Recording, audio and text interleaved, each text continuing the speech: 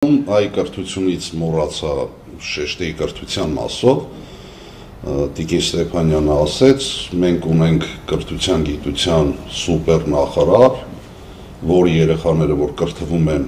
Հայաստանից դուրս, ինքը լինելով Հայաստանի Հանրապետության կրթության գիտության սպորտի եսիմյացնց երկար անվան նախարար,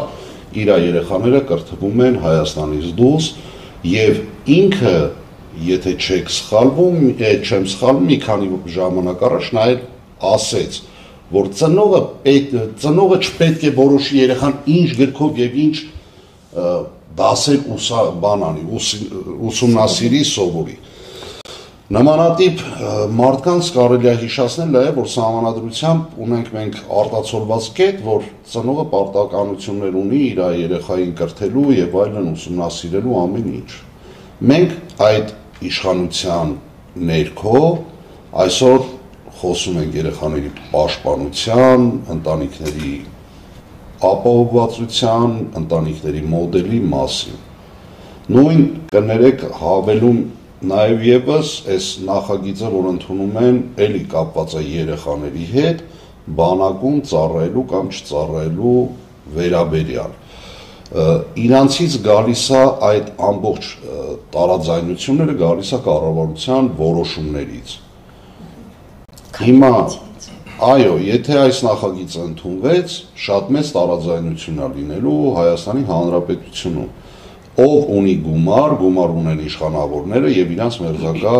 շրջապատի անդամները։ Նաև նախկին իշխանավորները։ Նախկին ներկա այսօր գոյություն չունի։ Նախկին ներկա այսօր գոյություն չունի, այսօր կա մի իշխանություն, որը 34 տարի քայքայեց, կեղեքեց, հարստահարեց Հայաստանը։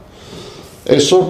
այդ մարդկանց երեխաները չեն գնալու ծառայեն, իմ երեխան, ձեր երեխան գնալու է ծառայի։ Դա էլի երեխաների հանդեպ խտրականություն է։ Կամ կներեք, էսի թեմայից մի փոքր շեղվեմ, էլի ծառայության հետ երեխաների հետ է կապված, մենք ընդեր նախագծում տեսանք, որ կարամուծի 18 միլիոն ՀՀ դրամ եւ ծառայի 1 ամիս։ Եթե այսօրվա դրությամբ մեր բանակում, էսի խիեմ ես սենց ասում, այ չծառայացները, որ չգիտեմ բանակի մոդելը, բանակի ծրագրերը, բանակի հետ չեն շփվել, տեսեք ոնց է կատարվում,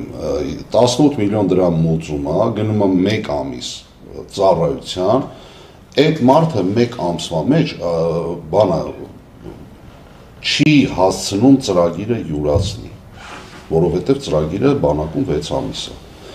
Ոնց են իրան հետագայում հաշվառելու պահեստազոր։ 1 ամիս մարդը թերի, այդ նույն թերի դպրոցը, նույն թերի ինստիտուտը, նույն թերի բանակը,